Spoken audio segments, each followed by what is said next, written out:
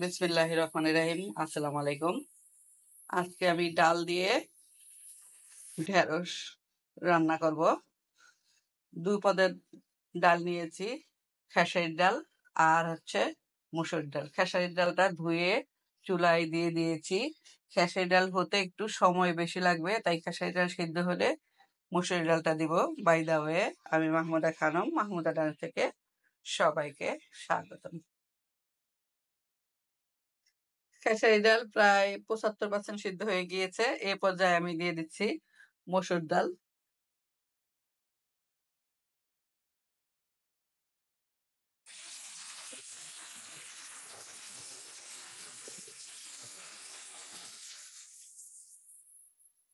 মসুর ডালের সাথে কাঁচামরিচ দিয়ে দিয়েছি।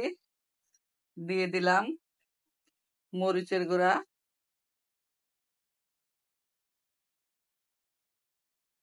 ধনিয়া গুঁড়া, হলুদের গুঁড়া।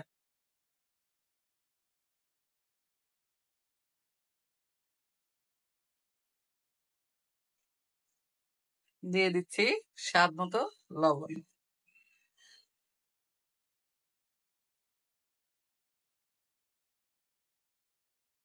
আরো একবার ঢাকনা দিয়ে ঢেকে দিচ্ছি।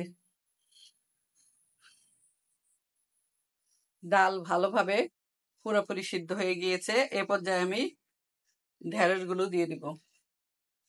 ঢেঁড়সগুলো ভালোভাবে পরিষ্কার পানি দিয়ে পানি পাল্টে পাল্টে ধুয়ে তারপরে কেটে নিয়েছি।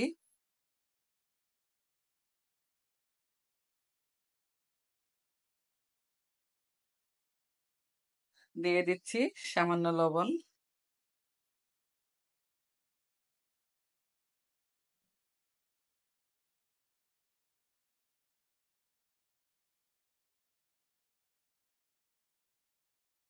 আবারও ঢাকনা দিয়ে ঢেকে দিচ্ছি।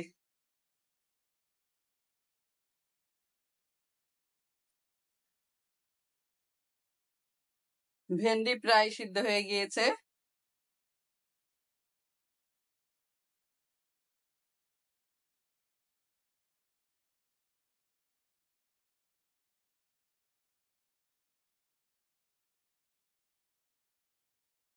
ডাল সাইডে নামিয়ে রেখে দিলাম। এখন চুলায় বাগারের জন্য দিয়ে দিয়েছি শুকনা মরিচ, পেঁয়াজ, রসুন আর আস্ত জিরা। দিয়ে দিচ্ছি সরিষার তেল।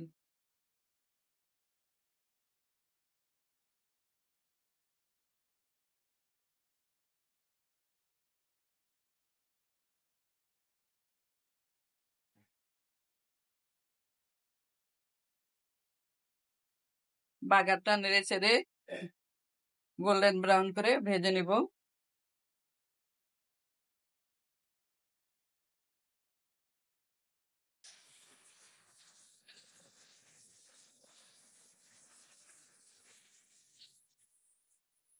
বাগার ভাজা হয়ে গিয়েছে।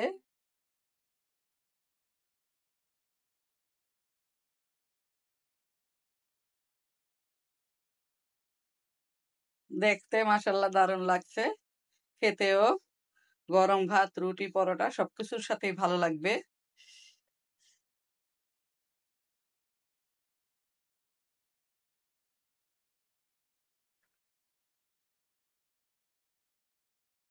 এট লাস্ট আমি দিয়ে দিচ্ছি বিলাতি ধনিয়া পাতা।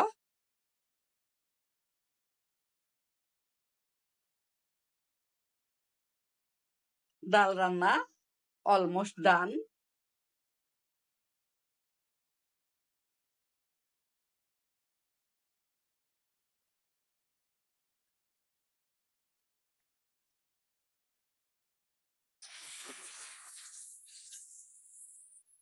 সবাই ভালো থাকবেন, সুস্থ থাকবেন।